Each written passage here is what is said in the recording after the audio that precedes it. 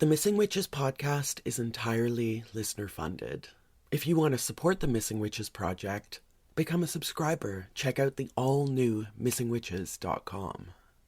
You aren't being a proper woman, therefore you must be a witch. Be a witch. Be a witch. Be a witch. Be a witch. Be a witch. Be a witch. You must be a witch.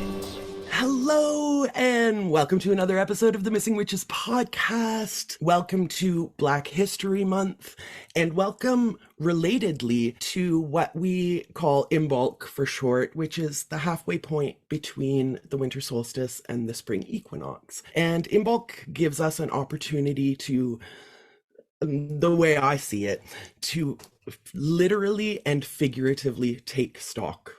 What do we have? What do we have too much of? What do we have too little of? How did we get through this winter?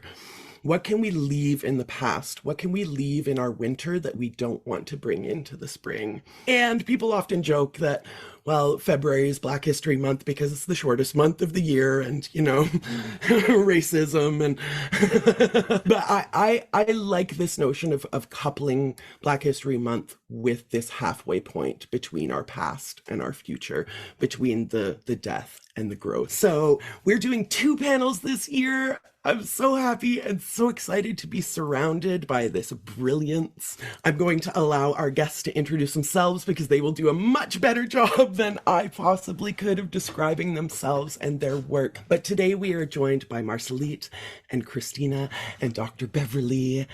And I do want to mention Michaela Harrison, the whale whisperer, who was supposed to be here, but she fell ill today, so I really want you all to keep her in your consciousness, wish her well, and definitely please go and check out her work. I will put her website in the show notes for this episode, even though she's not here, because her work is really stupendous and phenomenal. Now, on to more phenomenal people. Let's start with our good friend, Christena Cleveland. Hi, how are you? Hi. What are you doing?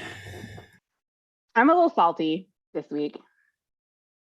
Good. It's been super snowy here. I didn't have electricity or water for 2 days. And then right when my water came back on, I had to do a meeting with this super shisty white supremacist organization, and they did something super shisty and white supremacist. So I cursed them out in the name of the Black Madonna, and also Black baby female Jesus, who's also trans. So that was good and felt holy. But that energy's still moving through me. So I'm just gonna give everybody a warning. We love a little salt with our sugar. Yeah. I feel compelled to ask, did you know you were entering a meeting with white supremacist fuckery, or was this a surprise when you got there?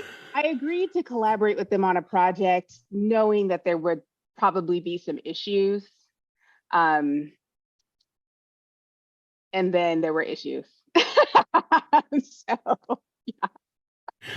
You remind me of one of my favorite things that I took from our last conversation is the holy no.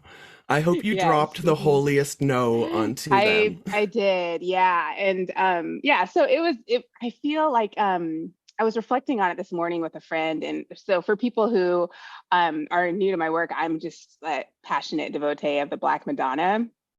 And I was reflecting on this whole experience with a dear friend this morning, and they said, well, if there's anybody who knows how to deal with bullshit organizations, it's the Black Madonna, you know? So I really kind of invoked her this morning in my my walk in the woods, and just felt a lot more comfort around that. But it's just exhausting. I'm too sacred for this. It's just simply put. Yes, you are much too sacred. And I have better things to do with my time than like process difficult experiences. That like from white people, you know? Right. But I'm like, I want to be a healthy person, so I've done the due diligence, but then it's like, okay, I should send them a bill for my time. Yes. You know? Seriously. But you said here now. Yeah. You're here now, and we love you. Yeah. And thank you. You said, I've got better things to do with my time, and I agree with that. Can you tell us about your project that launched yesterday? Oh, yeah. Oh, like shameless liberation stuff? Okay, yeah. So me and my team of fabulous Black women are developing a whole year of shameless liberation. And it's really about looking at the shame that goes along with white supremacy and how that impedes our racial liberation journeys. And so, yeah, it's like pretty much a whole year of mostly free program. We're actually not going to like start charging for anything till September. So now's a good time to get going on it and enjoying the good things that we're offering. But yeah, we're doing 28 days of shameless liberation for Black History Month.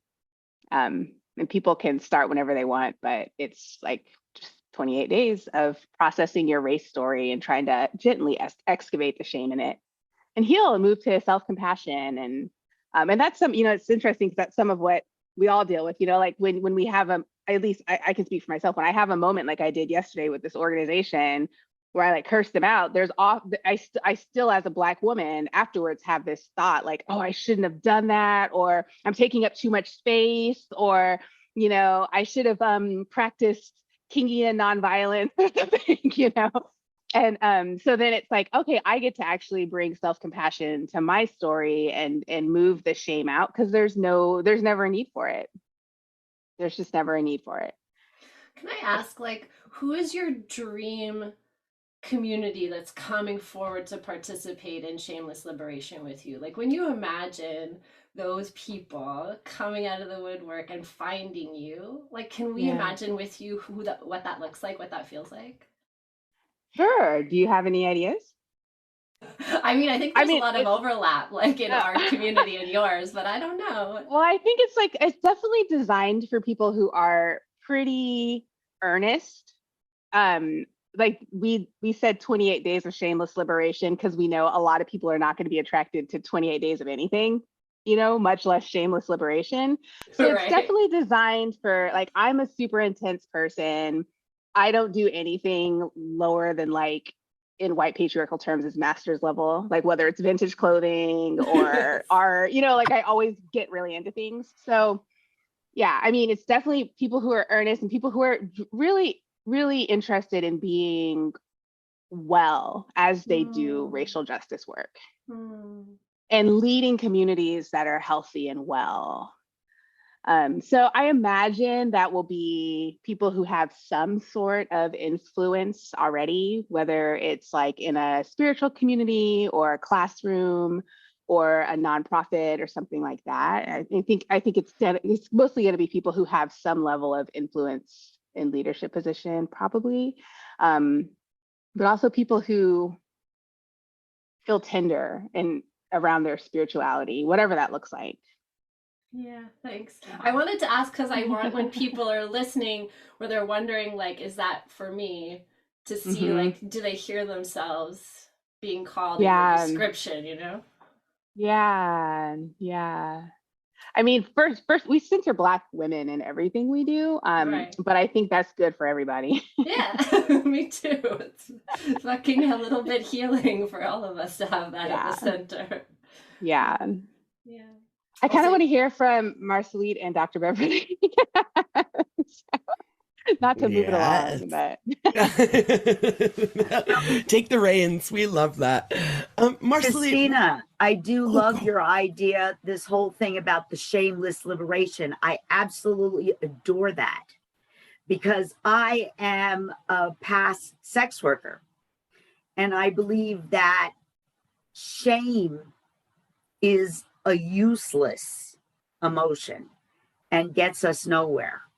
And basically it piles on our self-loathing, which we as people of color and Black women in particular have been encouraged to have that sense of self-loathing, that sense of we're not good enough, always trying to small ourselves up, or like you say, not take up too much space. So I love that whole concept of shamelessness involved in our liberation, because it's almost like when it comes to liberation work, which I do a lot of liberation conjure. I'm a two-headed conjure woman, a root doctor, and in the hoodoo tradition, in the Black hoodoo tradition. And there's a lot of almost baggage that goes with liberation. It's almost like some of us feel like we have to ask permission, or we have to explain why we want to be free, why we want to be liberated from the tropes and the norms and the stereotypes. It's almost like we have to say, I'm sorry that I want to slough all of this off. So what you have said really struck a note with me, and I appreciate that. Thank you. I think I could really build on that. Oh yeah, and shame destroys community, right? It just eviscerates our sense of belonging. And usually it's precisely the point when we need to belong the most, because we need help, usually because we need help and we're ashamed that we need help. Yeah. Well, thank you for that. Dr. Beverly, while we have you, can you introduce yourself to our audience who may have missed the past couple times when we connected here? My name is Beverly Smith. Thank you for having me. In some circles, I'm called Dr. Beverly. I am a root worker in the old Southern tradition. I am not a Southern Black American. I am a first-generation Jamaican. A first-generation American born to Jamaican parents. And so that gives me an interesting perspective also, because I also am tapping into my ancestral magic as well. So it's very, I hate to keep using the word liberating, but it's very liberating for me to approach magic from my cultural perspective. And I've really been enjoying it. I discovered root work about 15 years ago. So I'm not one of those that will tell you that, my grandmother taught me everything I need to know. No, I'm not one of those. My grandmother actually was very strict Christian, Anglican Christian, and dissuaded us from Obia, which is the name of the Jamaican magical practices, Obia. She discouraged us from the Obia woman, from listening to the Obia man. So it's interesting to come back to my roots and tie everything in. And right now, for me, my biggest focus is liberation magic, because the pandemic has really affected my community. And when I say my community, the vast majority of my clients are Black, femme, sex workers. And the pandemic took a huge, huge toll on that community. And so in trying to be supportive and in trying to help to help the community feel cohesive again. That's been my focus. And it's very difficult, especially with the pandemic physically separating us. That's been very, very tough.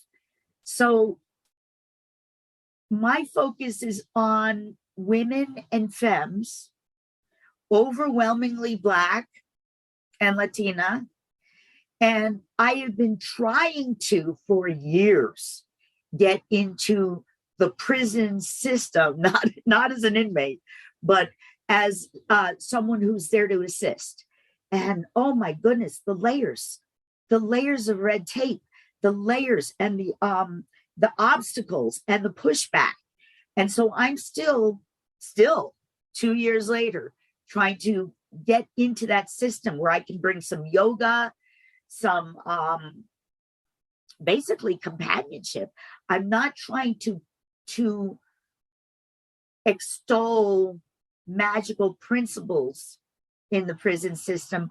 I really want to sort of see if we can build a sense of community with women and femmes behind bars, all right? Because they are desperately lacking in community with their outside sisters. And that has been a focus for me for years now, going on 3 years. And for 2 years, I've been actively working through the red tape. And no matter what I fill out, no matter what I do, I'm still grasping at trying to make those connections work out. I'm still trying to get permission from the prison system to actually interact with these people on a ongoing basis. So that has been my current focus, and this pandemic has really put a strain on actual, when I say community, I mean in-person community. And so by having to face those challenges, now I am happily discovering community that we can do in this sort of sense. Yeah, I'm getting back to the in-person stuff, but still to build community with people that you can't touch, that you can't see right. You can only see through the camera right now. People that you can't sit down and hug or spend time with. That's been a huge challenge for me, because I'm definitely a touchy-feely witch. I'm definitely a sensory witch. I am a Taurus. So for me, it's important to have that sense of home and connection with the people that I'm involved with. So this has all been a challenge for me. But my main focus in community are women and female identified people who are trying to also deal with their Blackness, also deal with being ostracized, also trying to deal with being thrown away, because the people that I tend to deal with are sex workers and so-called criminals and inmates, and I'm trying to bring them past, or not. It's not me. I'm not the one doing the work. I'm encouraging that inner work that everyone has to do. I'm not going to magically appear and it's my blessed presence that changes everything. No, I just want to be a step in that ladder. I just want to help out. And it's very dear to me. But the pandemic has really, really put big roadblocks up. And now trying to get that sense back, and trying to almost start from ground zero has been difficult. But this is why we work. We keep working towards self-expression and self-liberation and self-acceptance, because when we as a people, as women, have finally accepted ourselves, have finally accepted and loved ourselves. What does I hope I pronounce her name right. She's one of my favorite authors, Tazoki Shang, I think is how you say it. It's her first name. Ntozake Shange. Yeah. Correct. See, I told you I couldn't spell that. I couldn't say that name. I had to memorize it. Yeah. I love her. Amazing. I love her writings. Yeah. And one of the things that I love, one of her quotes that I love is, I found God in myself and I loved her fiercely. I love that quote. And that is the crux of my work, is to help people recognize God in themselves and to love her fiercely. Because, Hoodooists definitely understand the magical power of the Bible. They definitely understand the magical power of the Bible. I am not a Christian, but I use the Bible as spell work. The book of the whole entire book of Psalms is one spell after the other, just as an example. And we know that in the Bible it says to love God and to love God as you love yourself, and thy neighbor as you love yourself. So that's our first rule, is to love God. And the spin that I put on it is to love the God you see reflected in the mirror. That's my whole dogma in a nutshell, is to know thyself and come to love thyself. So that's where I am. And that's a lifelong pursuit. You know, I'm still working towards that pursuit. So it's like that's why I call it a ladder. I'm one step in the ladder. We're constantly moving towards perfection. And the only way we can do it is one step at a time. I spoke to a former sex worker a couple of years ago, who told me that when she was working in this field, she conceived of herself as a healer. And I really see that relationship between the sex worker and the witch as being these demonized healers. And I know, Marcelite, you wrote, I'll misquote it a little bit, but I do magic because she heals me. Can you expand? Yeah, can you expand on that notion as you introduce yourself? Yeah. Okay, can I expand on that notion as I introduce myself? So hello, everyone. My name is Marcelite Fayella. I am a scholar of African and African diasporic religions. I am also a practitioner of Hoodoo and Ifa and a member of an Ile here in Atlanta, Georgia. And I am of African and Italian descent, African on my mama's side and Italian on my dad's side. So I'm a scholar, I'm a practitioner. I approach my work equally from those two places. Healing, how does healing? Well, I think I'll share with you all what's been on my mind as in the past 2 days.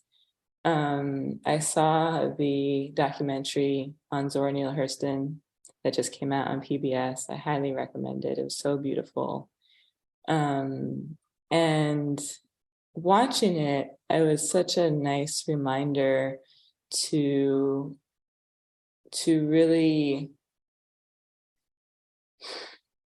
to do what calls, no matter the systems at hand, right? She was studying the traditions of our people, even within the constraints, and as a direct opposition to the constraints of the academy, directly in opposition to anthropology and their kind of, textbook ways of studying people, right? And I personally am reminded that because of her and this legacy, there are so many other Black scholars now, Black women scholars especially, that are able to, study and understand ourselves and our people, and document our practices in ways that feel authentic to us, and I think more and more I'm realizing that the line between scholar and practitioner is so thin. It's just, part of it is the process of divination, divining on our, asking the ancestors about things, and then a part of it is reading books too, and they're just so intricately embedded in each other.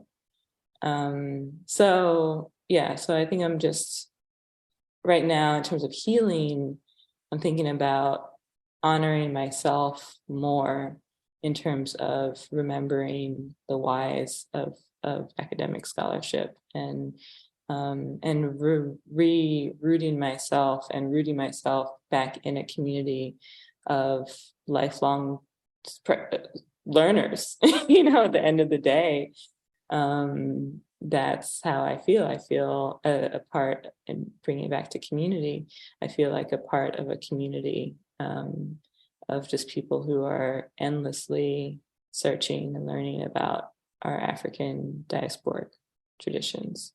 in any way possible, through the books, through the divination, through the practice, through all of it, and just remaining humble and present in that. Can you talk a little bit about Sorcerers of Knowledge? This is such an exciting project to me. And again, I'm going to read one more little thing that you wrote in the sort of ending where you do your about section, that you say that you learned through magic how to scream away the racism that's stuck in our bodies and how to heal my sisters. I think everyone wants to hear more about that. I love that. I love that you bring that up. I wrote that a long time ago, so and I've been doing a lot of writing since, so it's nice to be reminded of some of my past work. So Sorcerers of Knowledge is a spell book that I compiled based on rituals collected from right behind me, Harry Middleton Hyatt's volume of collection of root work from the 1930s and the 40s. He went down to the South and met with, I think, 1,600 Black folks, and collected stories about root work. And so it's based on those texts, and they're kind of, some of them are reinterpreted and reworked based on available herbs. Some things are not available anymore. So it has, so there's some spells for healing and for manifestation and clarity. You asked me about screaming away the racism. I think that for me personally comes from my own experience growing up in a very rural KKK kind of town. I grew up outside of Gresham, Oregon, which is, if anyone knows anything about Oregon, they didn't allow Black people in there for a very long time. And I grew up in my mixed race family, where it was very common to see people with militia and stuff. So hoodoo or just kind of an eclectic spiritual practice was very much a part of how me and my mom especially navigated that kind of racism. And did spells for all kinds of things, and divined and read our tarot cards when we needed to, and offered oranges to Oshun at the river. And it was just kind of a way of maintaining well-being in the midst of it, and also getting justice when we found when it was right, when it was appropriate. But I think that's what that meant. When you were right and when it was appropriate. That's a tough one. And I know, Dr. Beverly, you have thoughts on this in terms of ethical divination, in terms of, asking the question before you go out and take the action. Can you talk a little bit about your ethics of divination? I am a practicer of hoodoo, as I mentioned earlier, and I'm definitely what they would call, I work with both the right hand and the left hand. And anyone who practices hoodoo understands what I'm talking about. I feel like sometimes in the larger or the more white magical practices, there is this emphasis on love and light. All right. But I have to remind people what a quote by Terry Pynchon, and I can't say it word for word, but basically it's wherever the light reaches, it finds a darkness waiting for it. So we have light and we have dark, we have day and we have night. And the work that I do I will not hesitate to do what is called negative work or baneful work if the circumstances call for it. And I discover whether it's justified or not. Because when I walk into my house, I want to walk into my house justified. I want to walk into my house knowing that if I have done something baneful, it's because it was warranted. And I discover that through divination. And so before I do anything that would be interpreted as something other than love and light, I check with divination. I give a check-in with divination. I have used tarot cards for many, many years, but in the last 5 or so years, I've really gravitated to throwing the bones. For me, learning tarot was a struggle. It was a struggle. It was literally a lifetime struggle. I started probably when I was in middle school, and it was a struggle. The first time I saw the bones thrown and understood when I was taught the basics behind it and understood, the first time they were thrown, I read them with ease. And I feel that's my ancestors coming back to me, because in Obia, chicken bones are thrown.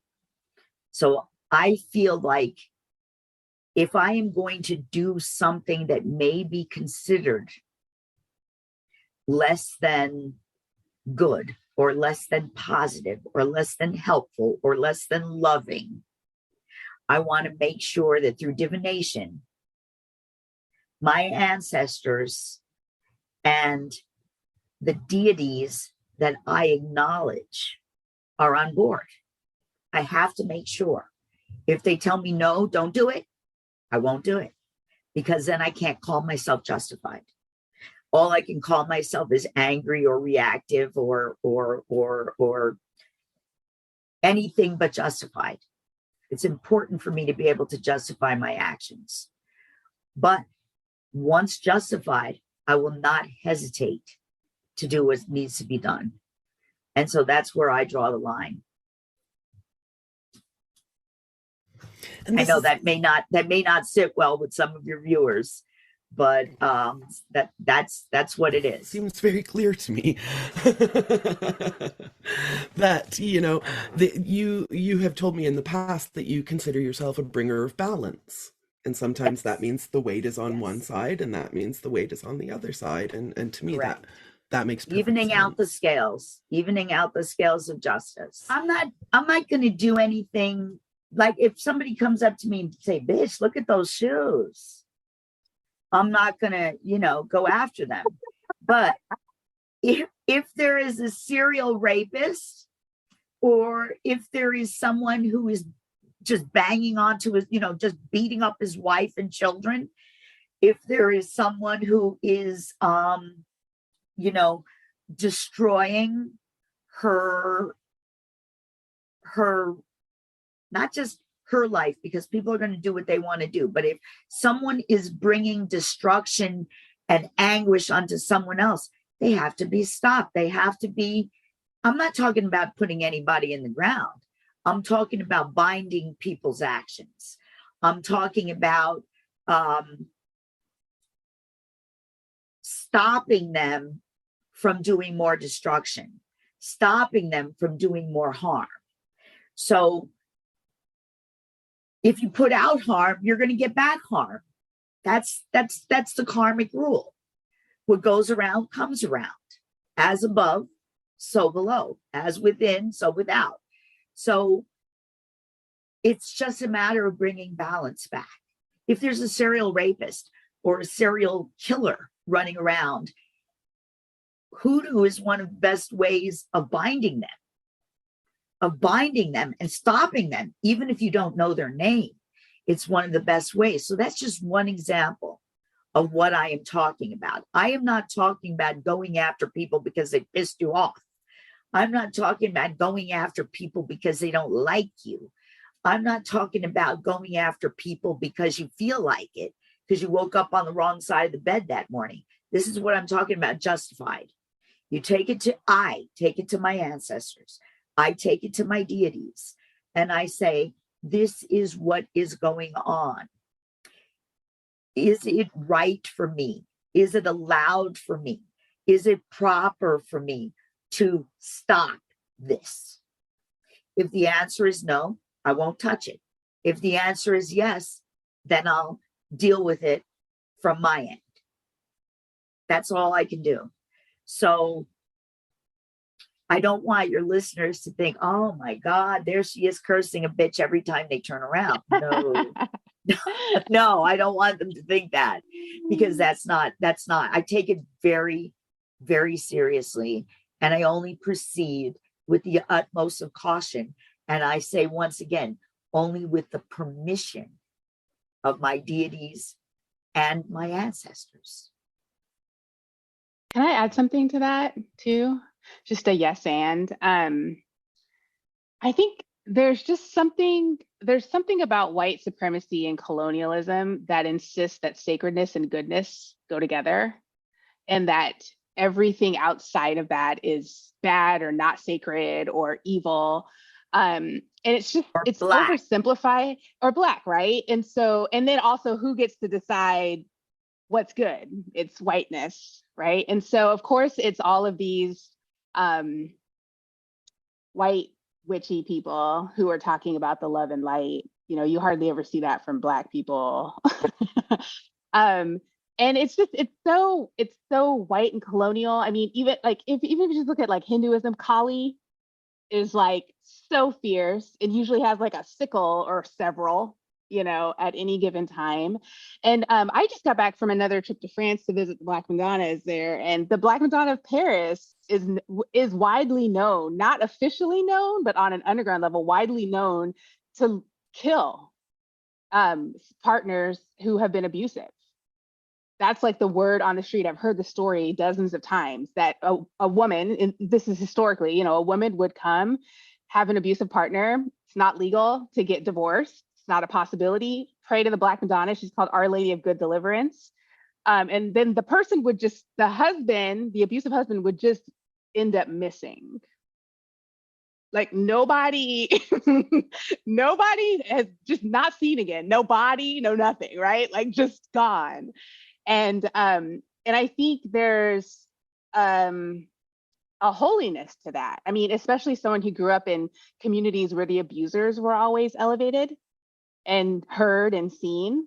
But then also, like, there are all these banana stories that I've been reading about the Black Madonna of Spain, the Black Madonnas of Spain. And similar to you, Dr. Beverly, like people would come to her and want to do something. So there was this one lady whose husband was cheating on her with another woman. So she goes to the Black Madonna and prays and says, please kill her. Like, this is what needs to be done. And the Black Madonna is like, I hear you, but we're not going to do that. Like, that's not what we're going to do. But then what the Black Madonna does is she goes and intervenes with the other woman. And that woman comes to the first woman, the wife, I guess, and says, I'm sorry, I was wrong. And they have a reconciliation, you know? But then there's another story in which this other guy who was like an abuser and a philanderer gets tricked by so-called the devil, I'm saying that in scare quotes, to cut off his penis and then kill himself. And so then all of these like devotees of the Black Madonna call on her and say, you know, bring our friend back, or, you know, this person in our community. And she gets involved and says, I'm happy to bring him back to life. And she does, but she says, but he doesn't get his penis back. And that's the story, right? So like, there are these, it's like that karma, right? What goes around comes around, and it's morally ambiguous according to like North American standards. Right? At best, it's morally ambiguous, but I feel like it's like a white colonial figment of the imagination to think that anything's morally unambiguous. Because who gets to decide, right? And it's like, even the question of like, well, should someone go to prison for stealing fruit if they're hungry? Well, how come the question isn't, should someone go to prison for hoarding food and like not creating enough food for everyone, right? It's always this this kind of gross way that white colonialism feels like it has clarity or that it can determine what is love and light. And then to me, that just seems like a way to cause harm while thinking that you're not causing harm, rather than just being honest and saying everything I do is a mixed bag, and sometimes I have to make amends. Yeah, it's the abuser logic for me. You know, I was just talking to my father-in-law about his relationship with religion, you know, and thinking about all the, you know, why I left, what broke me from it, he was asking, you know, because he goes for the rhythm of it or whatever. And I was like, well, it's the kids. And he's like, yeah, of course it's the kids. Like, of course you can't go back once you know the stories of the kids, you know. And you hear the stories over and over again of children being told, you know, only God can judge, so let's pray for your abusers. Like, to have the church tell you that you don't get justice and we'll just pray for him. That's this hundreds of years of abuse of women, and especially Black women, that it's like I can't play in those waters, those spiritual waters anymore. It's too painful. I love this idea too of an idea of community, since we said that for our theme today, where there's power for us to right the scales. Like, there's power to really directly deal with the violence in our communities. Can we unpack that more, what that looks like for you, either magically or in terms of academic, in terms of your research or your writing or the work that you're doing? Like, how do we imagine getting to a community that is healed? How do we do that? Anybody? Well, I was going to say something about justice, and I can kind of go along those lines, but I was going to also say that, just to echo what you all have been saying, but how hoodoo has been such a tool of resistance for so long, right? Like, I think about Albert Rabbitoe, and he says that, he's a famous scholar of religion. He says that, you know, it wasn't that the energies weren't just seen as good or bad. They were seen as security and danger, and how they brought in security for the people that were practicing them, right? And also how these traditions were systems, I guess in this way I can think about community, but systems that provided alternative forms of justice for Black people when there was no form of justice. I mean, not that there is now, right? Not that you necessarily go to the cops when you have a problem. Can't usually. But yeah, you know, someone causes some harm, someone rapes somebody on another plantation during slavery, and what do? You go to the conjure, the root worker, right? So it's as a system of accountability amongst enslaved African American people, and then thinking about cases of resistance. I know Dr. Yvonne Shiro writes about this a lot, but Nat Turner Rebellion, the Denmark Vesey conspiracy, so many cases where we see conjure being very much a part of this resistance.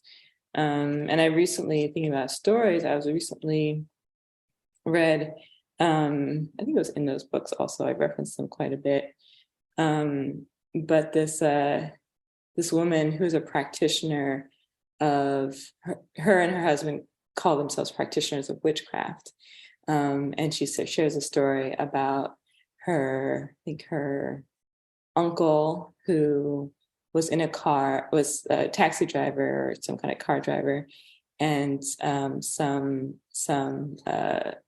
guys are like running away. They were robbing a store, and so they're running away, and they get into her uncle's car, and her uncle, assumably Black, gets charged with the robbery, and they had killed the person in the store also. So she goes to this Dr. Buzzard and a hoodoo person, and she asks for a spell to help free for her uncle, and it works. But thinking about, again, just kind of conjure as this practice of justice and dealing with the law when it is just as it is often very unjust, right? Absolutely. I mean, when you ask about what is my concept of community, it really goes, I mean, one of the root words is commune. It's a group of people who share values, a group of people who share a narrative. And to me, that's the ideal community. Would be a community where the people are in charge of their own narrative, or narratives plural, and people who can count on accountability. We have to control our own stories, our own destinies, but we also want accountability, not just for ourselves, because we do need to strive to be accountable personally, because karma is a grown-ass bitch, okay? We need to be accountable. But at the same time, we want the larger community, the society that we live in, to be accountable. And in so many ways, justice has eluded our communities. In so many ways, justice has eluded our Black people. And from the earliest days of when our kidnapped ancestors were brought to the Americas and the Caribbean, the only way that we could reach for accountability, the only way that we could move towards accountability, was through our ancient practices, our ancient magical practices. You're on a plantation being raped every night. Who are you going to complain to? The overseer or the master who's raping you? You've got no justice. So you go to that root doctor and get justice. That's already been said here today, but I have to highlight that, because for so many people of color, particularly Black people, our only justice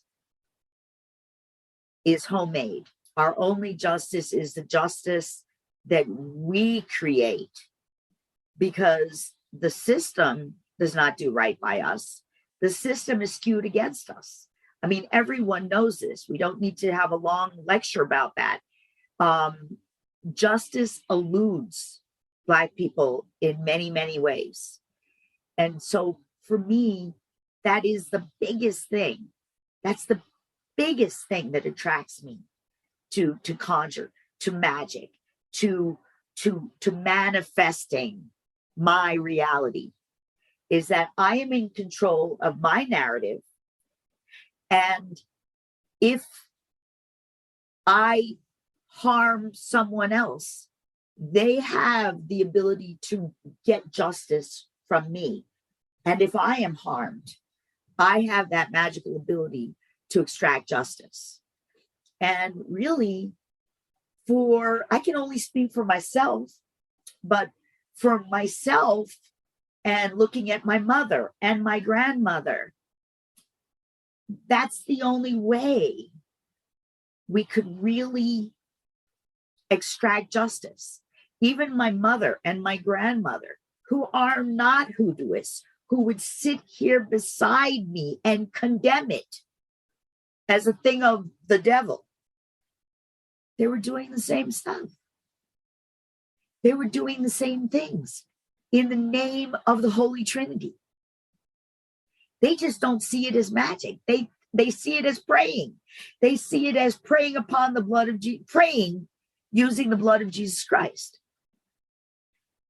So in in many ways, I don't fight that because they are creating their own narrative. They are living their authentic lives. They are being authentic to what they believe. And so I don't fight against that tide because I'm all about Black people have been robbed of our agency, especially Black women have been robbed of our agency on this, on Turtle Island, on this landmass for so long, for over 400 years. They've been robbed of their own agency. And I can't speak to what was going on in pre-slavery African continent. I leave that to the scholars and the academics, and I appreciate that.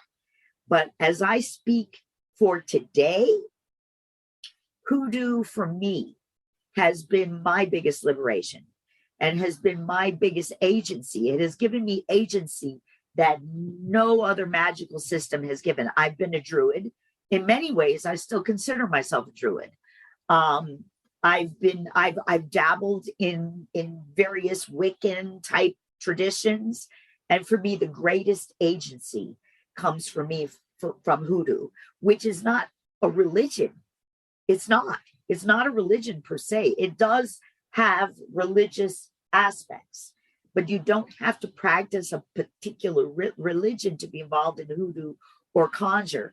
And for me, that's been the most liberating, is that I can take this system and I can work with it, because what you put into it is what you're going to get out of it. And I found that for myself very uplifting. And I find it for myself a way of self-expression that I've never had before. And so for me, that is very healing for me. That has healed a lot of the pain. And you have to understand, I'm old enough that I remember busing. I was one of the last. So if you go and Google it, you'll be able to guess my age, because I was among the last students, public school students, Black students who were bused to white schools. And I remember that. And I remember how debilitating that was, and how you almost felt like a non-entity. At least I did. And I was 6 years old, a 6-year-old child in first grade being bused. And that put a huge cloud over my life, a huge cloud, dealing with that abject hatefulness, in your face hatefulness, for a tiny child to deal with it in a school bus of all age groups, of all grade school age groups. That was very, very tough. But I believe that laid out the path of my life. I believe that as a 6-year-old, I was looking for justice. I was looking for something to tell me, to validate my experience. And it took a lifetime. It took a lifetime for me to get to where I am now. And so that's why I want to share what I know, what I have, what has healed me. I want to share that with younger people, because I don't want them to wait till they get to the age that I am now before they feel that liberation, before they get that sense of, I am living in a white supremacist society where I'm not valued, I'm not loved, I'm not even seen, unless I'm seen with a jaundiced eye. I want to make them understand they do not need to be seen by this society. They need to walk in their own path and write their own narratives and press towards their own self-determination. And for me, that's the whole thing about magic, is self-determination. What do you want to manifest today? What do you want to heal today? What do you want to highlight today? What do you want to fix today? Hoodoo is very practical. It's about having enough to eat. It's about feeling protected and secure. It's about, sex, love, and romance. It's about mundane things like money, all very necessary. It's not as concerned about the state of your soul or the state of, your afterlife, but how do we deal with today? How do we get through this day? How do we lay the foundation for tomorrow? How do we give our children what they need? How do we give our neighbors what they need? How do we give ourselves what we need? And not to belabor the point, but that is what I really love about Conjure, is that it takes a very practical look at dealing with white supremacy and dealing with this society that we are a part of. We cannot separate ourselves like the old communes of the old days. Even they weren't separated. And even they were a temporary thing, the communes of the 50s and 60s and 70s, very temporary. But because we have to live in this society, because we have to deal with these factors, because we have to deal with these obstacles that are constantly thrown, these micro these micro aggressions and these cuts, these death by 1,000 cuts, because we have to deal with that, and it affects our health, and it affects our mental health also, and it affects our spiritual health also, because we have to live in this world and be a part of this white supremacist society. We have to find ways to cloak ourselves and to heal ourselves and to walk where we want to walk with our heads up, but also in safety and with self-confidence. And Hoodoo really does address a lot of those issues. And so when I think of creating community, I want to create community with people who have the tools to help themselves, to have the tools to manifest something in their lives.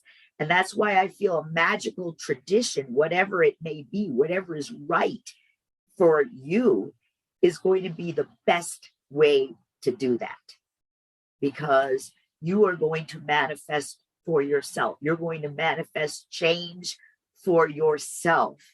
And by lifting ourselves up, the tide lifts all boats. A rising tide lifts all boats. And so that is how I view creating community, is giving people the tools to have self-agency. I'm glad you brought up like the sort of mythical, they were real, but nowadays we sort of think of them as like a mythical place, these communes of the 60s. And I did a little reading about this because, again, like I feel like in our modern Western society, in order to get by, in order to survive, not get by, in order to survive, you have to have wealth or community.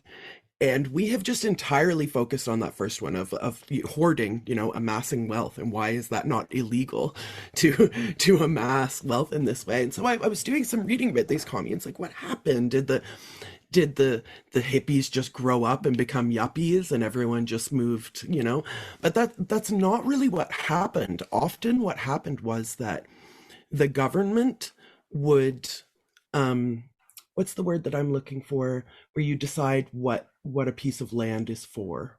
I had it in my head. Rezone the land. They rezoned the land.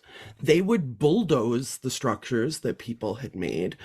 So that brings me to this question for all of you, which is like, we have this notion of, I love that our only justice is homemade, of homemade justice, but we are up against a force that wants us to fail. That wants us to fail at building community, because when we build community together, that's really bad for the economy and really bad for the billionaires who are counting on us to feel like we can buy our way out of fear. So I guess my question is very broad. Like, how when we're up against a force that really wants us to keep on this individualistic capitalist thinking, how do we build communities that last? Something that really just rose to the surface for me when Marceline and Dr. Beverly were talking was just about how those of us who have ancestors who were enslaved, really, our ancestors did a phenomenal job of maintaining community in the midst of enslavement. And we don't often talk about that. We usually talk about the trauma that we've inherited, but not necessarily the quite magical ways that they devote, despite the demands on their time and the physical demands on their bodies and all these other things, they were doing all these practices together to be one, whether it's dancing or hush harbors or conjure work. And what to me feels resonant is that, in order for someone to, as Marceline said, go to the conjurer and say, hey, I have been wronged. We need to do something about that. There's a level of mindfulness. There's a level of I've checked in with myself. This doesn't feel good. I need something different. That slavery and capitalism want to kill. That impulse they want to numb us, right? Because you go your whole day being mistreated, and then the easiest thing to do is just completely numb out. But then somehow they were able to connect with their true emotions, their true humanity, and be able to even say, this is how I feel away. Something happened and I feel a way about it. And I think for me, how I bring that to the present is I really, for that reason, can't disconnect sanctuary and community, because we're always on the run and always trying to reconnect with ourselves, or even the way that Dr. Beverly talked about, where she was just it's about my physical needs. It's about how am I going to get through the day? How am I going to hold my head high? That right there, those 3 questions, that could be 3 hours a day of journaling just to connect with, or talking to ancestors, or talking to any deities. I mean, that's a lot. And capitalism doesn't want that. And so I think community is the one community/sanctuary is the one place where we get to just be. And this is not my idea. This is Reverend Zenju Earthland Manuel, who's probably my favorite Black Buddhist teacher, which is hard to say because there's so many good ones, but she's pretty dope. And she just talks about how sanctuary is the one place where you get to be a person. You get to say, I feel, I hurt, I need, I exist. And I think a lot of what I'm interested in doing, and I think what a lot of us are interested in doing, is creating those spaces where people can connect with their need, so that then we can be honest about how to help each other and how to resist. But I think it's the whole system that doesn't want us to ever take that time to just stop. But for me, the most attractive communities are the ones that compel me to drop in. I would like to add on community. I like that idea of dropping in and being a whole person. Okay, I have 2 thoughts. One, community, a space that's been really important for me has been Ile, has been, in terms of sanctuary, has been my Ifa community. And it's been difficult because since COVID, we haven't met in person as much. And so it's meant, it's just been, we've been a little bit more disconnected. We've been online. But when we were in person, it made such an impact on me because I was able to be in an intergenerational space and just be in a community of, like I said, lifelong learners of these traditions, and do so in a way that was honoring the Orisha. We were collectively honoring the Orisha. And I think that I think that can last, and it does last. The Elay I've been a part of has been around for 25 years. So as a physical space, it has been around, and it's led by entirely by Black women. Elay Ore African Cultural Center in Atlanta, Georgia. Shout out. And the other way I was thinking about building long-term sustainable communities is also in terms of legacy. And so I've been thinking a lot about how, again, I'm thinking about Zora Neale Hurston. I'm thinking about the legacy of Black women that are are coming after her, right? And then in the academy, particularly, because that's where I am, just making sure that as Black women scholars, especially who are studying African heritage religions, that we're bringing each other along with us, right? That we're, my advisor, Dr. Diane Stewart, is very committed to mentoring Black, let me just say it, mentoring Black students interested in studying these traditions, and making sure that, and through programs like the Mellon program, making sure that Black and Brown students are entering higher education, entering the academy, and changing how we even think about knowledge production, and creating spaces where people can be fully whole and fully free and fully themselves, without having to pretend in terms of this like white man rationale kind of, whatever. For people who are listening, I was acting like I was buttoning up my shirt as a white man. But yeah, so making sure that we're collaborating with each other. And I think this is what I want to say. And in academia, there can be, and I think in any space, there can be a sense of scarcity, right? That there isn't enough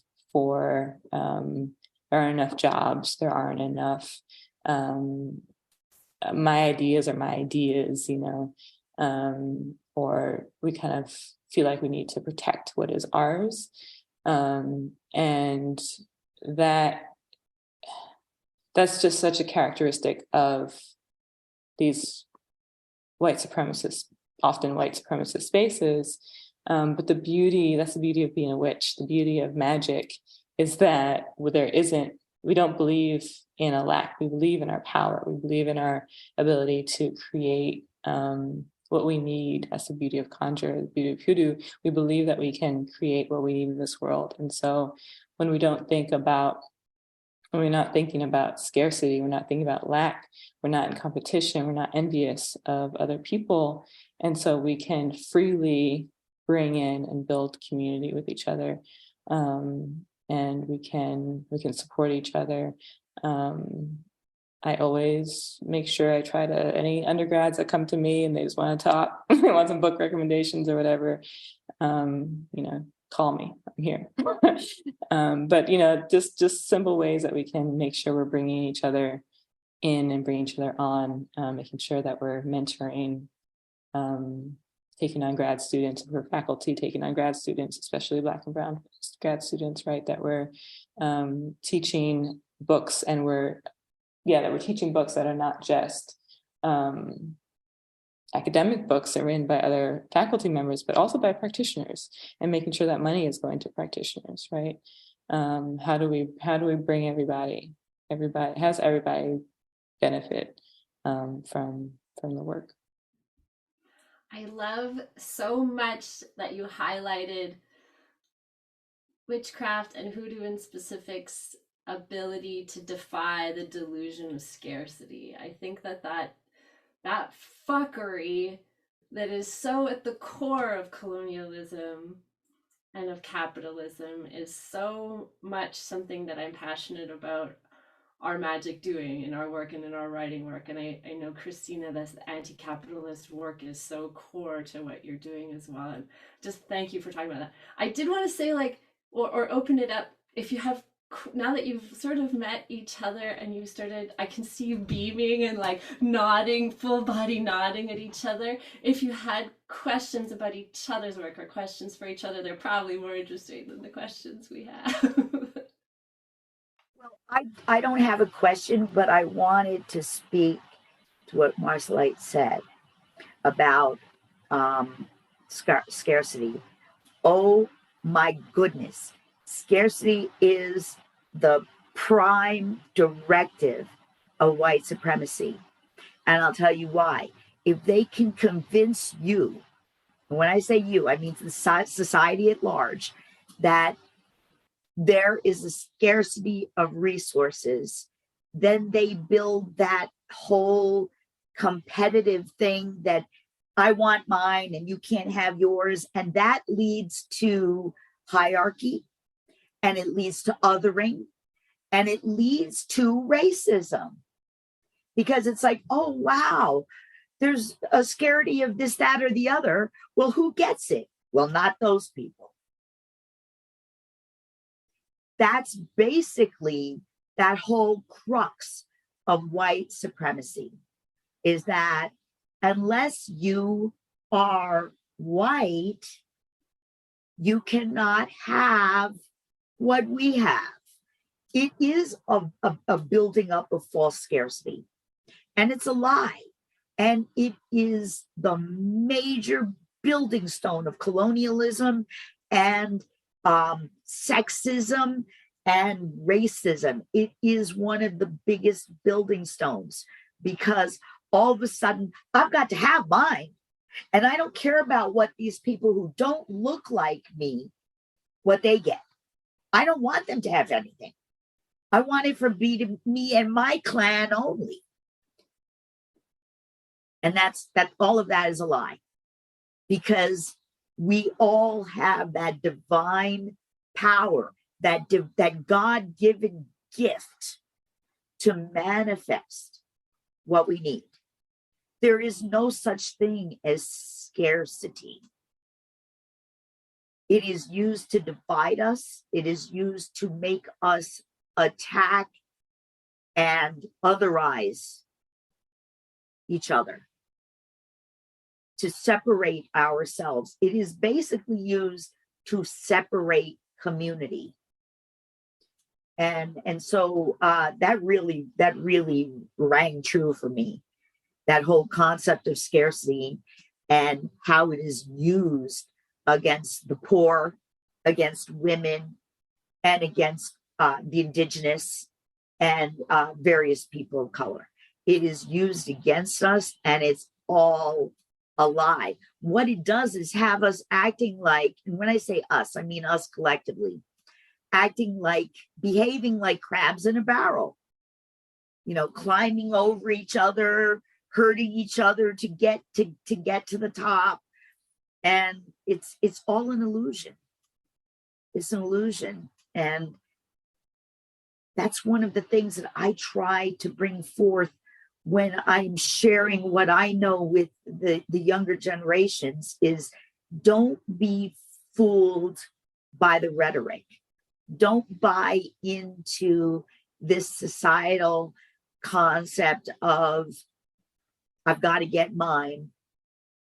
And if that means you can't get yours, oh well.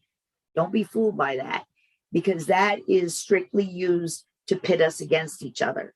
And right now, we need to shore each other up. Right now, we need to encourage each other and band together. Bringing it back around to Liberation Conjure, we can't do it alone.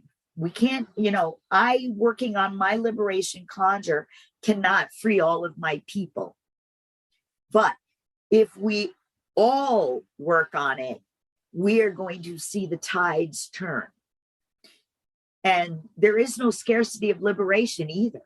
They are telling us that for some to be free, the rest of us have to be held back. And that's all a lie. And for me, that's the most important thing, is to realize that scarcity is a lie. I've never really heard it put the way Marcelite put it. It has to be, we have to understand that it's a fabrication, and that is a tool used to divide us. And when we understand that, then we can start looking at things in a different light and approaching this life, this society, our issues and our needs from a totally different direction. Instead of grasping and fighting each other and crabs in a barrel and trying to get ahead, we can work together to bring all of us up together. And I really feel like liberation conjure, that the whole concept of working magic for liberation, that when liberation comes, it will also liberate those who are chained to that lie of white supremacy. Even those who are white will be liberated by liberation, if that makes any sense. So Can I add to this scarcity? Sorry, I didn't mean to cut you off. Oh, okay. Can I go? Oh, I also wanted to just add on, because what Marceline said about, scarcity in academia really resonates with me too. My first career was in academia, and I don't think I felt so viscerally the colonial lie that the sort of divide and conquer of hegemony. I never felt it more viscerally than when I was faculty at Duke, because I feel like that was the most prestigious school that I was faculty at, and I have never been more undercut by Black people than I was in that space, because there was so much resource scarcity. But I actually, I don't really blame my colleagues, my Black colleagues, because this whole school is a plantation. And what plantations teach you is how to be the most powerful Negro on the plantation. They don't teach you how to get off the plantation. And so we were all fighting to be the most powerful one who could be, because there could only be one of us, even though I was at Duke Divinity School, and I think there were 11 Black faculty. And so, it's, I get why we do this to each other, because fear is so loud all the time. Resource scarcity is so loud all the time. And I've sort of made it my practice in the mornings. I say I'm not going to get up from my practice or move on from my practice until the cheer of abundance is louder than the clang of fear, because I have to connect with that abundance, or else I'm just going to go and model what's been modeled for me, which is go to the Ivy League schools, make as much money as you can, be as bougie as you can, that's totally the family that I come from. And that's what, honestly, most of my elders in my field have modeled. There are a bunch of terribly unhealthy people with tenure. And that's just the reality, right? So Marceline, when you're talking about I'm trying to model something different, and I found an advisor who's modeling something different, I feel like that's conjure work right there, right? It's literally generational healing, because these are generations. Our students are the legacy, but I think what's challenging in those spaces, in those capitalistic spaces, is finding the time, because I have found that it takes time for me to connect with abundance. I was walking in the woods for about an hour and a half this morning. You don't just do a quick, oh, great, 1, 2, 3, go. And now all of a sudden I'm not feeling resource scarcity, right? It takes time. And I think there's a sense of rushing is a sense of resource scarcity, right? So feeling, and I honestly did not even begin to connect with this truth until my body broke down on me in 2016 or 2017. I just was bedridden for a whole summer. And after all the doctors did all the tests and everything, they were like, oh, it's just trauma. Your digestive system has just completely shut down. I talked to a friend about it. She's like, yeah, your life is indigestible and your body's telling you that. And so in that 3 months of just being bedridden, I had a kind of an awakening. And that's when I learned about the Ohlone way, which is a way, the Ohlone people, they're like a tribelet from California. They're actually the tribal land that I grew up on, because I'm a California girl. So I had heard of them, but I just didn't know much about them because colonialism. But I read a book about them that a friend recommended. And apparently, on average, they did 19 hours of industrial work a week. I'm sorry, 19 hours of industrial work a week. And then the rest of their so-called work time was spiritual and community practices.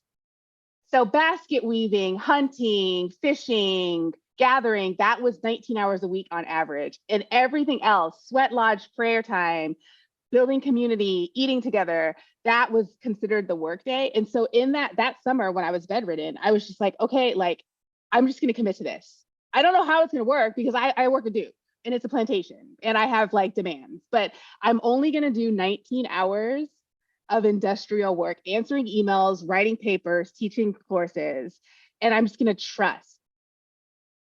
But I was only at that place because I was so desperate. It was like rock bottom. You know what I mean? Like I can see why someone who, I mean, I wasn't ready to, if you'd asked me that 5 years before, I'd be like, I can do it. I crash and burn every three weeks, but I can do it. You know what I mean? Like, because that's what capitalism teaches you. And everyone teaches you that, you know, that's what you're rewarded for that, especially as a Black woman, right? Being the strong Black woman, the mule. And so I think like that awakening changed my whole life and I'm grateful for it. But now that's what I do. I do less than 20 hours a week, no matter what the deadlines are, no matter who's asking me to do things. But I just don't know. I honestly don't know how I would do that if I were still in academia because I work for myself now. So that's a big question for people like Marceline. I'm just, yeah. So I guess I say all that to say, I would love to hear you respond and just share about that. Christine, what do you do now? I'm just sort of like an independent dreamer, writer, creator, rabble rouser, pilgrim. I love that. Yeah, it worked out. I mean, I quit in 2019. Yeah, I quit Duke in 2019, and it's been awesome. And definitely like abundance has provided. I never know how. At the beginning of the year. Every year I'm like, how am I gonna like live this year? But yeah. So yeah. But I was a professor for 11 years. Oh wow. I read my cards. So I've been thinking about abundance and scarcity for a bit because I've been looking for a job. I've been looking for that faculty job. And so I read my cards, and the last card was about destiny and this belief. One of the cards was like abundance, and then the next card was destiny. And it felt like such a reminder. I mean, I feel like that's where the faith comes in, right? That's where like I have to remember that, okay, I don't know. I mean, yes, like the 20 hours a week become possible because of the faith, because of the trust, or because of that maybe that there's something that is, I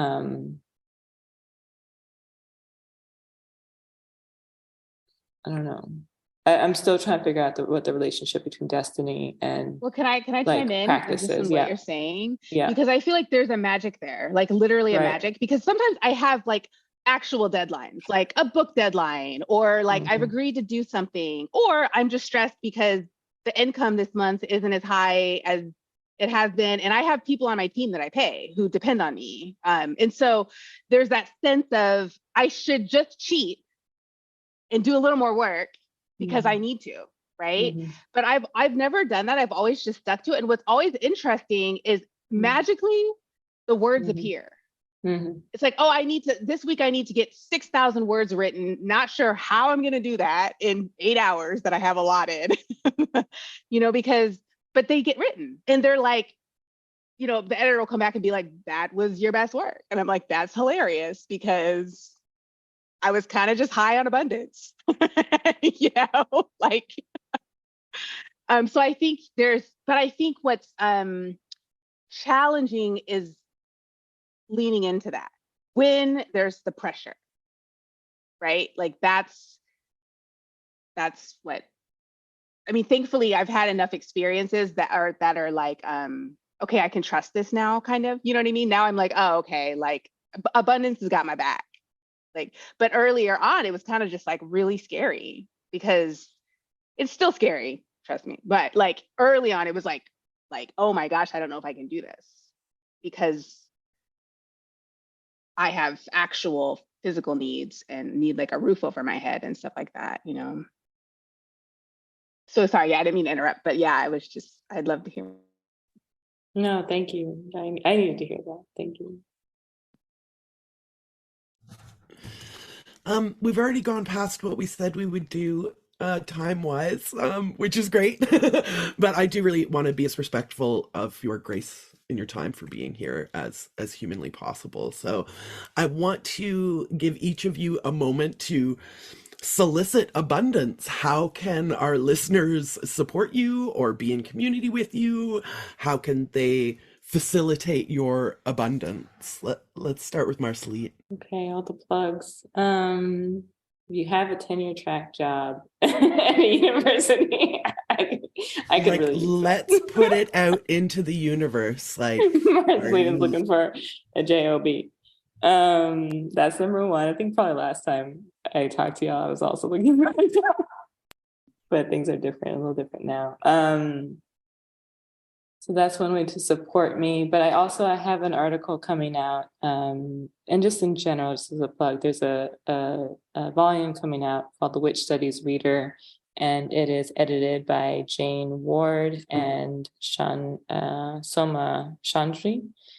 And I have a chapter in it on, it's coming out, probably should come out, where are we? Maybe in the summertime.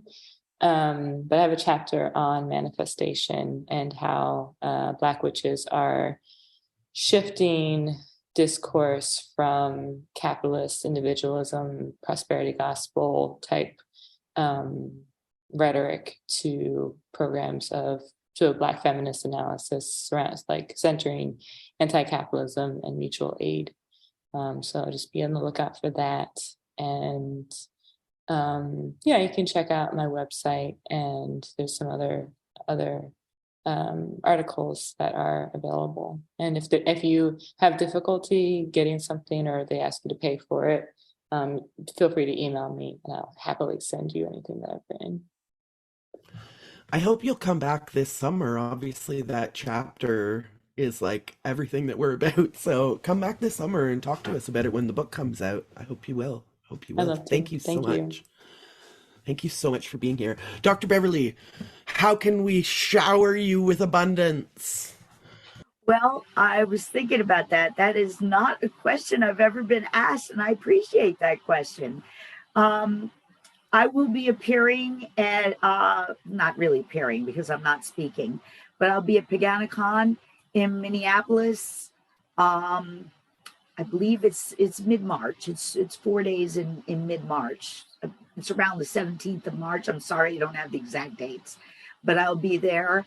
Also, I'm working on a book that is not ready yet, but I'll let you know. It's a book on hoodoo through food. It's a hoodoo cookbook, and that's not ready. That's not going to be ready for a while, but I'll let you know. And also, if anybody wants to be in touch with me, they can reach me at docbev.com. That's like drbeverly.com, but docbev. I'm sorry. My email is info@docbev.com. And my website is docbev.com. And it is acting up right now. Somebody told me that it's not, they can't like interact with the website. So I have to look into seeing what's up with that. But the best way to reach me is email info@docbev.com. And I'd appreciate hearing from any of you. If you want to talk about liberation conjure, if you want to talk about scarcity doctrine, abundance doctrine, anything you want to discuss, I would love to talk to you. I'm always interested in talking to new people, especially women, about our spirituality. And I would love to do that. And I thank you for having me to this forum today. I loved it when I came 2 years ago, and this is a great time. Thank you so much. I remember in our first conversation, you told me that the conversation we were having in that moment was a spell. and could be thought of as a spell. And Absolutely. I've taken that to frame of mind to every single episode of the Missing Witches podcast since that moment. I really just want to thank you for that. And Absolutely right. I'm so excited about your upcoming book. Oh my goodness, all you wonderful authors are just feeding our brains and souls. Yeah, we're really looking at 2024 because to make this book, I have to cook all the recipes. And it has been a challenge. But I'm looking at wrapping it up this year. And the publisher is telling me they're talking about early 2024. If they can get it ready for the holiday sales, they will, but I don't know if I can meet those deadlines. And right now, I'm really loving what Christena is talking about, that 19 hours a week work. I'm loving that. I'm resonating with that. That feels right to me. So we might have to wait a little bit longer for that book. We will be patient because we know it's going to be worth the wait. Thank you so much for having Dr. me. Beverly. Christena Clevelan. First, everybody, if you haven't already, go out and buy God is a Black Woman, the freaking fantastic book by Christena Cleveland, and sign up for Shameless Liberation. You can even go to our website, missingwitches.com, and find a link to sign up for that. How do we sign up for Shameless Liberation? Because I want to sign up today. How do we do that? Awesome. Yeah, just go to shamelessliberation.com. Perfect. Totally All free. right. Yeah. Of course, all of Awesome. these links will be in the show notes on our website as well. If you missed an email address, don't worry. There is no urgency. We will provide that information for you. Christena, abundance. Yeah, let me just add one quick thing about that 19 hours because I didn't really unpack it. I spend the other time intentionally just doing practices that connect me with abundance. So whether that's like walking, whether that's connecting with life-giving friendships, whether that's like therapy, like anything that spiritual practice, like anything. So that's kind of like how my day, usually my day is like 1 to 5, I do the industrial stuff. And then in the mornings, which is when I'm my best self, I kind of want to offer that to myself, to my liberation.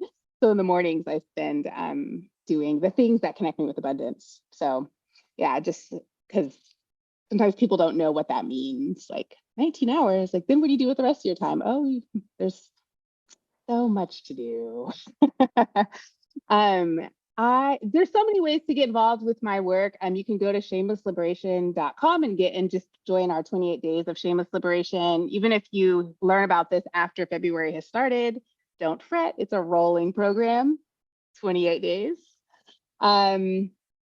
And then also, there's all the regular things on my personal website, like ebooks and e-courses and Patreon, and just there's so many. And yeah, you can go to buy my book somewhere too.